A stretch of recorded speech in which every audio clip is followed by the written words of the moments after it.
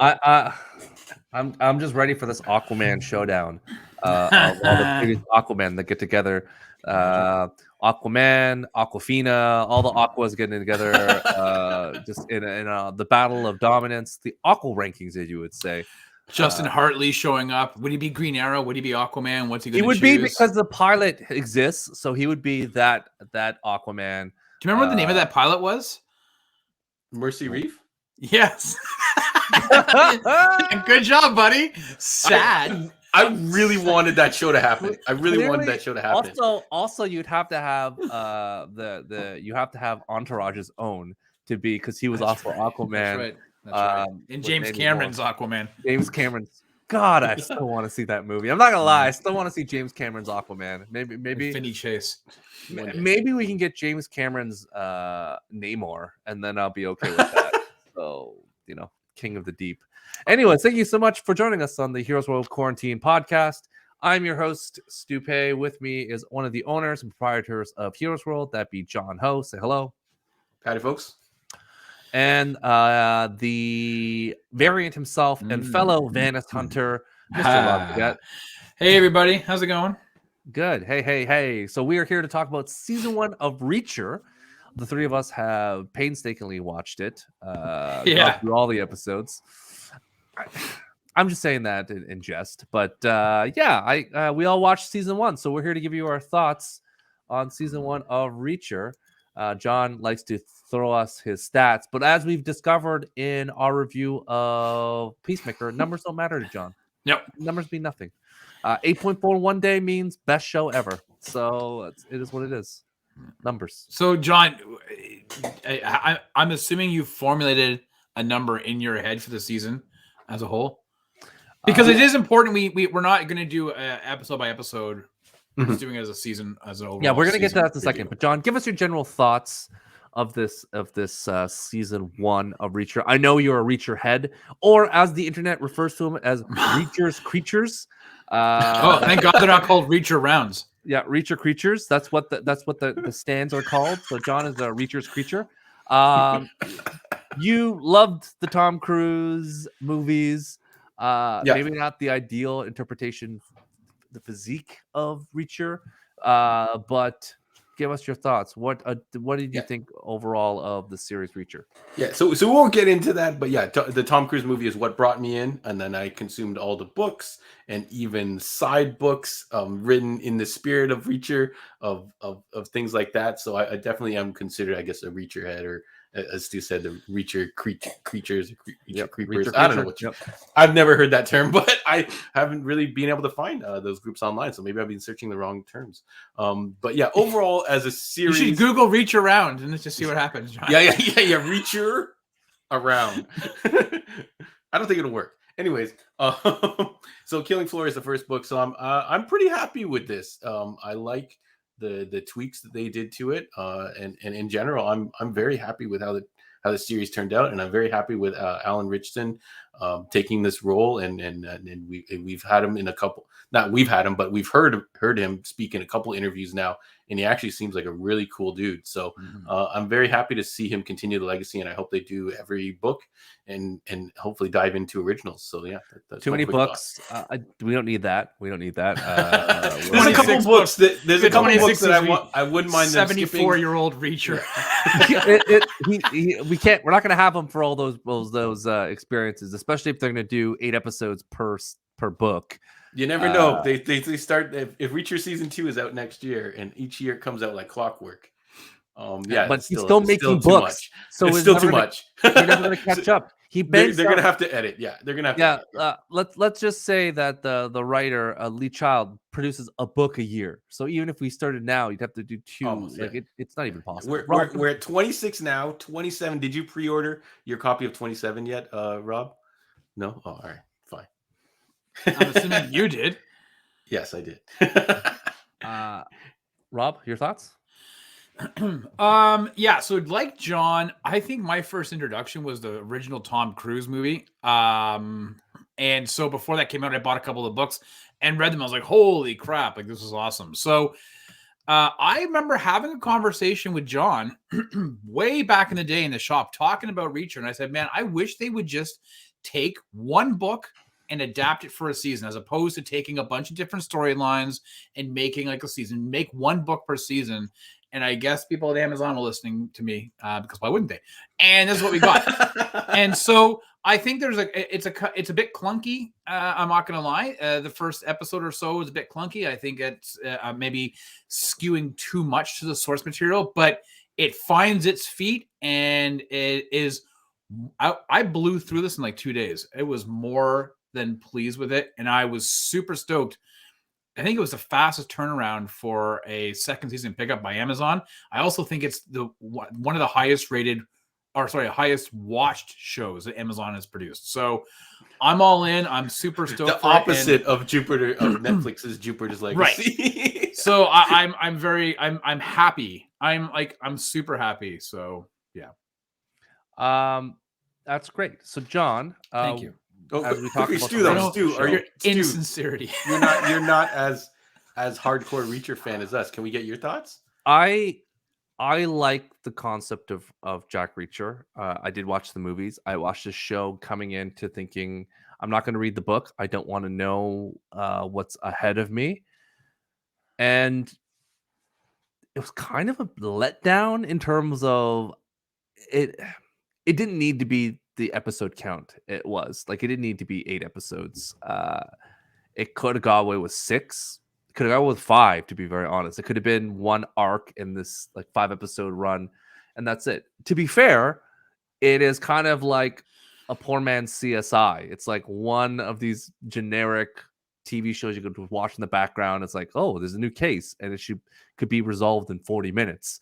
You're just world building him as a character, his nuances, and you're focusing on him. But at the end of the day, I was like, wow, it took me 6 episodes to really get to know Jack Reacher, and Jack Reacher seems to be very unbearable. I'm like, if Jack Reacher really, he's just like, you wouldn't want to be near him. You're like, oh, this guy's kind of the weirdo sitting in the corner.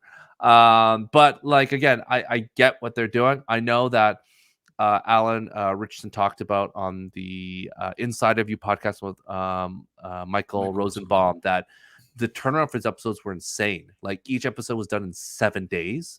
So I now, with that in mind, understand the difficulty of this show, because they panned it out like 7 days per episode. Seems bonkers to me. You could see that he was getting tired and slowed down. Like there wasn't enough time for them to do what they need to do, which is why I wish they either cut down the episode count. Because again, like you could tell on the show as it moved on, like, man, I don't know if it was the sequence, but there were times where it lagged where I wanted to pick up the pace. But yeah, I'll still watch season 2, but for season 1, I was like, man, it was fine, but it was also very Vancouver. So I watched it. No, but it's not. It's Pickering, Ontario. Oh, that's Pickering, right? All right, yeah, down the street. Yeah, it's like yeah.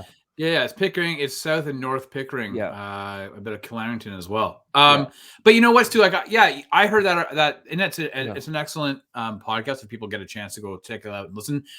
But don't forget, it was filmed in COVID times, and they were on a very tight budget and had to kind of hammer this thing out. I don't know if Amazon really had a lot of faith in it, to be very frank with you. And so I suspect season 2 you will see a massive production shift, and a lot more money probably being infused into it too. Yeah, it makes sense, John. Before we jump into rating, there were talks about this before coming out, and the many fan casting was originally not Alan Richardson. It was Channing Tatum. Do you think that Channing Tatum could have actually never heard of that? I never heard that, but no, 100% no. Sorry, Channing. Maybe in his younger. I don't even know if in his younger years. I don't think he has it. Yeah. Rob doesn't believe so either. So. No, I don't. All right. You know what? Listen, I think the problem is though is that it's been very difficult for anybody to fan cast this character, because the way he is written and described in the books, it's almost like it's very difficult. Like you got to try to find like a pro football player, like, who's tall and everything else. Like it would be a very difficult thing. So the fact that they found, typically, not the stereotype, but typically they don't have the acting chops. Well, correct. To Yeah. be fair, they also said in the thing with the suits, it's like, oh, here's a linebacker that didn't pick up his suit, so here you go. It's like it's just a reminder that this guy's a huge dude. Yeah. So I think it's always been pretty difficult to try to find somebody to fan cast who would match the description. And I think they did a really good job with Ellen Richardson. Well, as the writer of it somehow lovingly referred to as a condom stuffed with walnuts is how he describes Jack Reacher. So it is what it is. John, give us a rating. Clearly, numbers mean nothing to you, but give us your rating out of whatever you want to rate, John. What's your rating? So I'm going to rate it as a whole, and while I did generally like it, I think Rob made a good point of like the first couple of episodes it's a little rocky, and that's probably where you have a lot of the issues too, where they're trying to basically copy the book verbatim, and then it really finds its stride almost at the midway point, like very close to the midway point. But I do appreciate the setup that they did before that, so I have to dock it a little bit, and in anticipation for next season that is going to be potentially way better. I'm going to give it like an 8 out of 10. Rob? I'm surprised John's being so reserved. I thought he was going to go like a 9, to be very honest with you. Listen, I really like this show, but I'm going to give it a 7.5. I think like I wanted to give it an 8, but I have to acknowledge probably my obvious bias for this property and for this IP. So I'm going to give it a 7.5 based on the properties and the principles of the show itself. But that doesn't mean it's not good. Like it's a good show. I blew through it. So, Stu? Yeah. No, I'm aligned with Rob. The exact same. So I feel like, again, knowing what I know about the production issues and timelines and being tight, I know now that I've seen the show, I know they've made some adjustments, especially to Roscoe, which I appreciate. Mm-hmm. I know in the books she's a little less. She's pretty much a damsel, your typical damsel in distress. Yeah. So it was nice to see without getting too into spoilers, it was nice to see a change in that character. Yeah. So let's go full into spoilers because we're there at that point. So if you haven't watched this show, I would still recommend watching. It's a fun watch. Because it's fun, but it's weird. But I think you'll enjoy it if you the first couple episodes.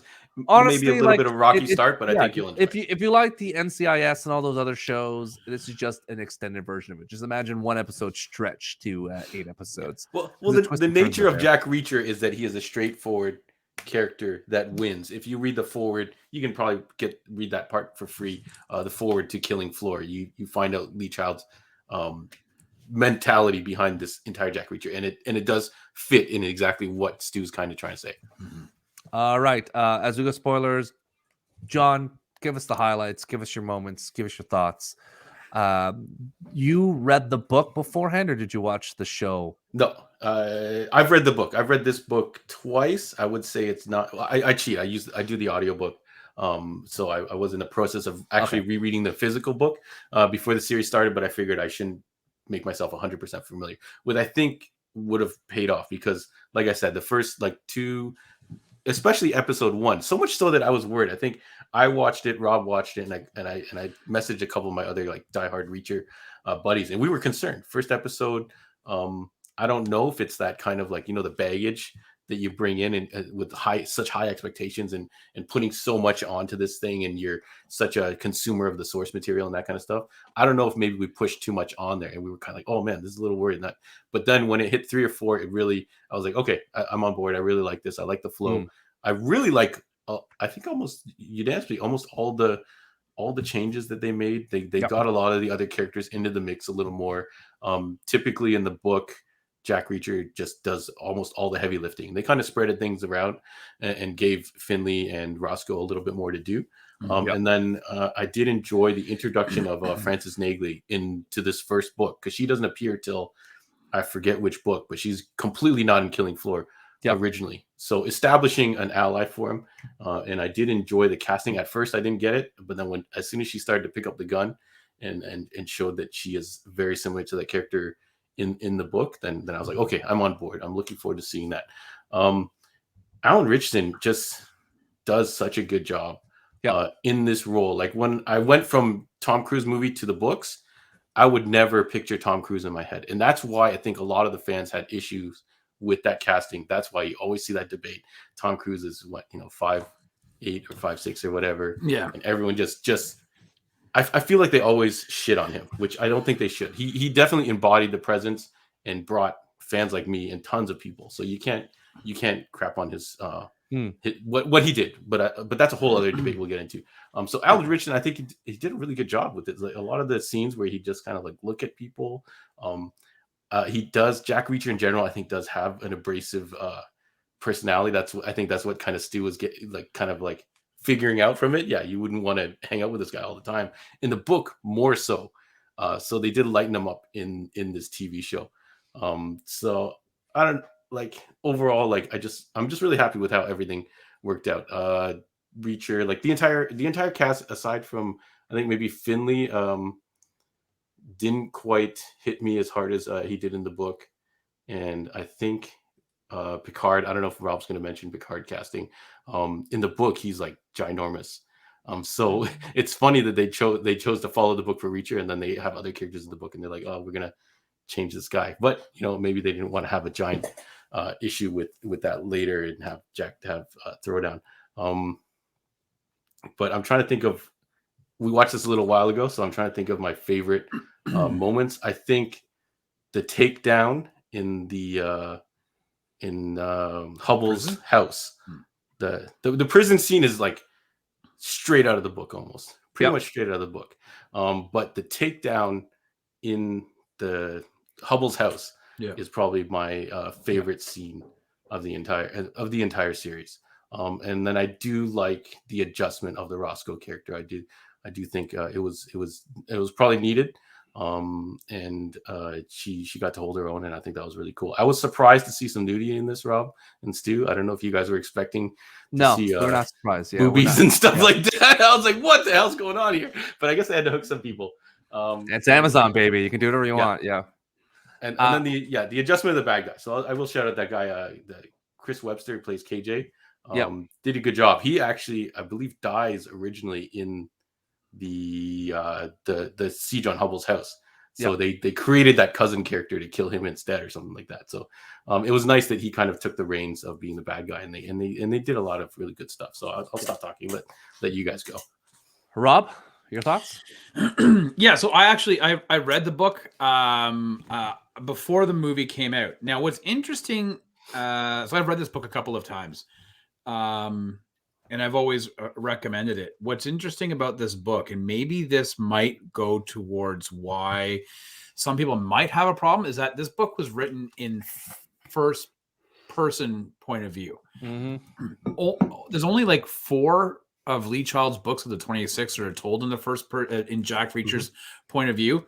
And sometimes it's very difficult to translate a first person POV into a movie property. Right, because you're actually, I know I'm mansplaining things, but you're shifting the lens of the perspective, and so I think it's difficult to translate that for a different medium. But that being said, listen, I could just retread on everything that John said. That the changes that they made, I thought were great. Some changes, they didn't. One, the point in the book is that this town there's nefarious shit going on, and they touch on it in some regard. However, what they don't do is about the money that was infused into the town. They really didn't play on that. It was more of an afterthought, saying, oh yeah, they give us money, but you really got the sense of this massive money laundering scheme that was happening, and all of the townspeople were pawns in this scheme, and that wasn't really fleshed out. And sometimes I think that was an important point in the book, because it made it not as fantastical, right? Like, you're not up against this big massive conglomerate of a corporation. It was a money laundering scheme, and all the townspeople were pawns unwittingly and unknowingly. So I kind of missed that. I don't know, it's not grounded, but that groundedness to make it a bit more consumable for us. The fight scenes were exactly what I wanted it to be. Listen, I liked the first Tom Cruise movie, Jack Reacher, in and of itself. That's what it was called. I've gone back to that movie a few times because it's an easy watch. It reminds me of the old school 80s action movies that you don't have the CGI, peppered throughout. Was not a fan of the second movie, so I don't really watch that. But I like the first movie. But without Tom Cruise's movie, that you don't open the door to get what we have now. So overall, I'm very happy with it. I know, Stu, you said that you wish it was maybe 5 at most 6 episodes. I thought 8 was okay. And again, I probably give it a little bit more leeway because I really do think that first person point of view is difficult to try to get around. The one thing that they didn't, and I'm hoping that I was kind of like, well, are they being reserved in not mentioning it? Is there's a lot about Jack Reacher, the character, that they did not touch on. Like Roscoe flips through his jacket about his military records, but you don't. The one thing about Reacher is that the reason he's so good at fighting is because he's a trained MP. Like military police were trained to take down the baddest of the badass military people, right? Like that is absent in this retelling in this show that you don't understand. This is why he's so good. It's not just because he was in the army, is that he had to be the guy that could take down the baddest Navy SEALs around. And on top of that, he's a marksman. And so a lot of that is completely removed from the show. And so part of me was like, come on, get it. Like, I want to know more about this. They talk about his jacket. They talk about his history. Yeah, but they don't really talk about the fact that he's an MP and he never gets into explaining, listen, I had to take down the baddest of the bads. That's how I could do what I can do. So I'm hopeful. Don't worry, there'll be season 2. Well, yeah, I know, but I'm hopeful that they kept some of that back so that they do flesh it out. Because every book they have to go back to explain who Jack Reacher is. So every season they're going to be like, they're going to bring out new things. Like not only. Well, yeah, and I hope that they do. So, but that's me as a diehard guy who just wants people to know how amazing this character is. At any rate, just like the books, this show was an easily consumable show. You could definitely pound out over a weekend. I think it's open to anybody. You don't have to be an action guy or an action lady or whatever. I think anybody could watch it. And it's a good palate cleanser in between some of the dramatic stuff that you might be watching on TV. So it's one, like I say, when I mention it's NCIS, it's all those shows. It's a nice, relaxing, calm, turn off your brain TV show. Even this one, the twists and turns, I was like, none of it surprised me. I was like, oh, really? This is the Viking. I'm like, oh, who would have thought that was the Viking? So like everything in this thing was like, you could see. Did you see Picard's turn coming? You saw Picard's 100%. Turn coming? Everything around the corner was the exact. But Jack Reacher, but like Rob said, they're straightforward. Like they're like these are like. That's why I can get through so many. At the same time, it's like it's a good detective book, right? It's like a good detective book is own. Or intelligence for characters, and they're only smart or witty as the author. And as much as Lee is a good Lee Child is a good author, it's it's fine. Like he's just doing his thing, and I just looked at it. It was like a casual watch. I didn't have to focus on anything. You could just play it in the background, not really worry about it. You look up, you're like, okay, cool. Like, what's going on? The most atrocious thing in this entire episode, and I cannot not talk about it, and we have to mention it, and it bugs me, and I just wanted to fast forward. Every scene with Kristen Crook, I want to kill myself. God bless her. Like, I'm a Kristen Crook stan. Don't get me wrong. A Toronto lady. But the accent, I was like, when she showed up, like, oh, it's Kristen Crook. And then she started speaking. I'm like, oh, no. This is not what you should be doing. Like, there's an accent and an accent. And Kristen Crook's Georgian accent, Southern Belle accent was just, it was something to behold. And I'm just like, ooh. Like, well, that's hard, though, Rick. Her husband, Paul Hubble, didn't really have an accent, but she was like, I'm gonna go for it. I was like, whoa, you're going for it. You're swinging for it, Rob. Yeah, no, I agree. It was jarring. And is it because we know her as Lana Lang from 10 Seasons of Smallville? Is it because she was in that Beauty and the Beast show I never watched? I don't know what it was. You can do accents because they're actors like Hugh Laurie, Benedict Cumberbatch, like Tom Holland. But they're doing an American accent that's very like just mainland America, where she was doing like deep South, like you said, fried chicken Southern Belle accent. It just did not. It didn't work well. The problem is though, is that not, as you said, not everybody was doing that accent. Finley was from Boston, so he didn't have to. But it's like, so who's choosing to do it and who's not? That's part of the problem of when you're telling somebody you're in the Midwest, and we know that it's in Ontario. The Midwest doesn't have maple trees, right? Like, but yeah, whatever. Rob, thank you. John, your thoughts on Kristen Crook? I was fine. I didn't even notice. There we go. Linguist himself, John Ho. Thank you very much. Any other red flags that you want to point out, Rob, in terms of this show? Well, so we mentioned it. All three of us have kind of mentioned about the first episode being really clunky, and John mentioned it about the fact that it adheres and skews so much to the source material. So some of the dialogue is verbatim from the book, which you're like, oh, cool, because I've read that. The problem is when somebody writes material in the way you read it, and then having somebody actually recite word for word, it doesn't always translate the same way. Mm-hmm. And so I think that I don't know what happened in that, John says the midway point or whatever. For me, I was about episode 3-ish. I kind of, exactly. I don't know if I just got accepted to it, if I got late or whatever, but it just seemed to be a bit of a tonal shift in how the delivery of the lines were being done. So I don't know if it was, I'm assuming that the writers said, okay, we're going to take the spirit of what is written in the book and kind of use some of the words, but we're not going to do everything. Because the first, that first episode was hard. I was like, oh no. Like, admittedly, I was a little bit concerned about that first episode because the delivery of those lines just did not work well. So, John? Yeah, my only issue was the first episode. And again, I haven't rewatched it since, so maybe I had too many expectations going in. But yeah, some of the lines just did not pop. And if you were like showing this to a friend, you might cringe at some of those moments in episode 1.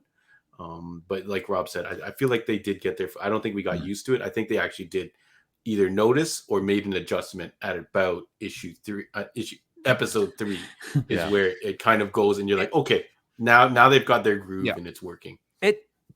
How Richard got his groove back. The book came out in 1997 and it feels like it's 1997. And that's the problem with it. It's like, it was from a time when he was like, I just get my checks from Western Union. I'm like, are they even in operation anymore? Like, I just sat there going, wait, what?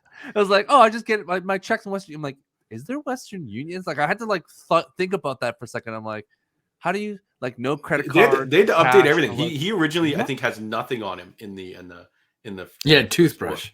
Yeah, he has no ID, no nothing on him, I think. Yeah. So they had to update it, and I think they did a good job. But yeah, the original book actually, like Rob, when you were reading it, rereading it, it actually has got a slight trashy romance novel element to it. So it's not like that's gold, but it establishes this character that we all love. So yeah, it's because the thing is, I sat there going like, how do you get money? I'm like, it doesn't make sense in my mind. I'm like, yeah, you get a paycheck. I'm like, but again, this is weird. Don't get me wrong. Like, I like the playfulness of like, oh, you're a vagrant, or it's like, no, he's like, I'm a hobo. I'm a hobo. Like I'm a hobo. I like the stuff of that, but the nature of like going around and not like, you would need some ID to collect money. Like there's 9/11 happened, so now you can't walk around and like there are pictures of kids in the pilot seat. Like I probably have when I was a little kid, it's like, oh, you want to see the pilot? You could go up there, and now of course you can't do that. But like the time in 1997, I'm sure you could have done a lot without IDs. And be like, I'm Jack Reacher. Oh, here's the money, and there's no problem with laundering. But now it's like you couldn't do any of that stuff. So there's a little suspension of disbelief on that side. It's like, yeah, sure, I'll just get money. And even the I like at least how they have the phone of like, it's a burner phone, so at least there's something. But it's still so confusing. So, We're going to jump a little quickly because I think we all like the show. We'd all recommend it. John, since you're a Reacher head and you've read a lot of these books, not to single out to say what book should be next, but do you believe that they should be going in order of the books, or do you want to cherry pick and throw another book as the next one? Because I know the producer just said, hey, we're open to like doing whatever book we want next, but should it be in the next chronological order, which is the next book? Yeah, no, like you said, there's I think that's what they're aiming to do, because I think Richardson has been on record as saying he wants to do Die Trying, which I believe is book 2.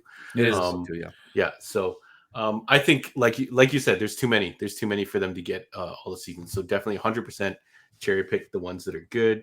I think the next one should be another fun single serve adventure. And then I believe there's a couple books that delve into Reacher's past, which Rob wants to highlight with the 101st, or I forgot what the name of the secret police thing that he's part of, which kind of delves more into that past. Some of the books actually take place further back, or at least have flashbacks that do that. I think maybe the 3rd season should be something like that, but I think they have to deliver another fun adventure establishing Jack Reacher as this kind of wandering knight errant type character. Rob, your thoughts? Yeah, so it's funny because before we recorded, like, I grabbed a couple books. I was like, oh, like Die Trying, because it is a good, the premise is interesting. And there's also the other one, Bad Luck and Trouble. And I would actually also pick Echo Burning, which is book number 5. Here's the problem, is that when I was going through the books, I'm like, oh, it takes place in a rural setting in the Midwest, or this and that. I think for the next one, it has to be Echo Burning, I believe, is in Texas, and and I'm like, okay. Sometimes though, Reacher finds himself in the same locales, like not the same towns, but the same type. And I, as much as I, want to promote, filming in Ontario and this and that, I think that I would like to see Reacher be into the cityscapes. There's one that takes place in New York. Even Die Trying does start when he's in the streets of Chicago. I often think about 24. Like, I was a huge 24 fan, and seeing Jack Reacher in the city and doing things, season 4 of 24 always, is one of my favorites. And so I would like to see Jack Reacher, though, be in, sorry, Jack Bauer was in 24. Anyways, I want to say Jack Reacher be in the city, because I think it needs to take away and differentiate itself from season 1 of being in the Midwest. Again, a number of these books take place in that same type of locale. We got to get him somewhere else. So yeah, Die Trying makes sense. I mean, it starts off in the streets of Chicago and this and that. There's another one. Again, I can't remember what it was. It takes place in New York. Doesn't Tripwire take place in Miami? Like it's a beach or something like that? Yeah. So yeah, Key West. Yeah. Key West. Yeah. So yeah, there are, like I said, an Echo Burning takes place in Texas and stuff like that. So there are quite a few that you can get him somewhere else. And I think maybe that's my whole point. Get him to a different background altogether. Different locale. You just want to see our Jack Reacher with a shirt on, so that's fine. Jack Reacher in the streets of Chicago, aka Toronto. We'll see. That's wicked. I'm gonna try and get on set then. You didn't try. I told you it was filming up the road. You were like, I'm not gonna go down. Too far. It's too far. Yeah. Yeah. All right. As we slowly start talking, John, you talked about your favorite. You talked about the worst. Talked about future episodes. We've talked a lot about Jack Reacher, the character himself. So there, in your mind, Alan is the perfect Jack Reacher. There's no one, like, you wouldn't have cast anyone else, just out of curiosity. There was one guy, I don't know if you guys ever but I think it's they were too late to it. So there was a show called Longmire, and the main character, I don't remember what his name, but the main sheriff character, I thought he would have made a pretty good Jack Reacher. He had the size, and Jack Reacher typically is kind of sold as a little bit older. So Richardson definitely does kind of fall on the younger side of the thing. But yeah, I don't know if I'm still gonna not picture this guy. I definitely don't picture Tom Cruise when I read the books. I don't know if I'm gonna picture Richardson either. But I do enjoy his interpretation.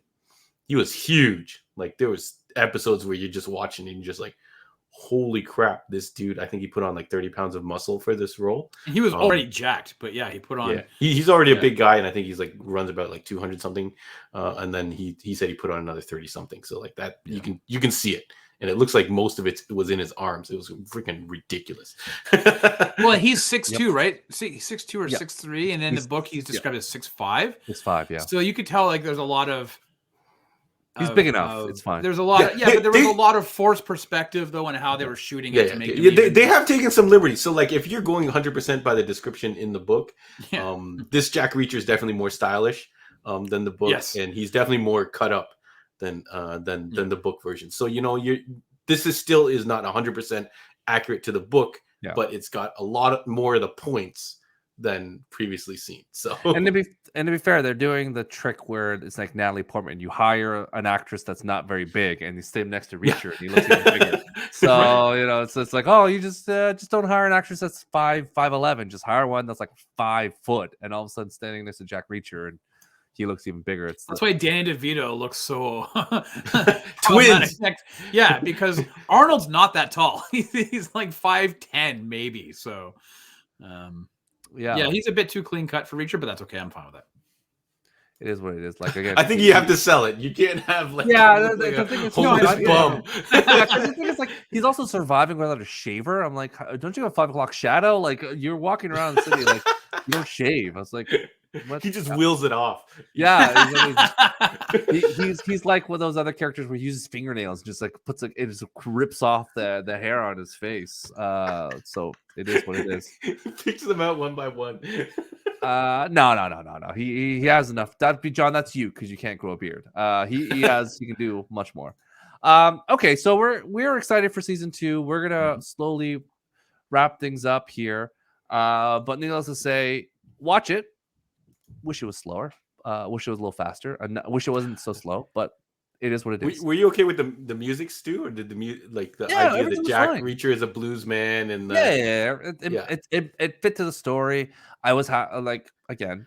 It made I didn't sense like the to me. cinematography, to be honest with you. I thought that I was like, oh, it looks like it was filmed like on like not using the best cameras, and I was like, oh man, because like if you, I know I'm a nerd. What's that Amazon one though that with Krasinski, John,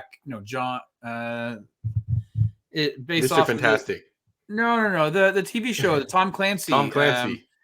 Yeah, but no, that's the author. But what was Jack Bauer? Anyways, from Jack Ryan. Jack Ryan. Yeah, Jack Ryan. Yeah, if you look at the production, like the way that was filmed, and like the type of camera work, the director of photography, all that, you could tell there was money. And this one, again, it goes back to what I was saying. So I was a little bit like, but when you hear the production stories, you're like, oh my god, it was that's a globe-trotting character. Reacher is like a Marvel, like city-bound, like New York City type of guy that walks around saving, and he's like the littlest hobo. He's just going around helping people. That's it. Like I would have loved the very end scene to see him throw the jacket over his shoulder and stick his thumb out, and all of a sudden you hear the Incredible Hulk, the piano playing out as he's walking off to the. Honestly, I would rather have just seen that and then see the littlest hobo run by him and be like, "Oh, there's the littlest hobo. It's a shared universe. Like there he is. Like two people just help each other." And littlest hobo would be running through Pickering anyways on a regular basis. So. Yep. It's a perfect way to put the hat on the top of the hat. It'd be the littlest and the biggest hobo together. 100%. The two joining together, a match made in heaven. All right, we're gonna wrap it up. John, where can they find you on the internets and in the desert of the real?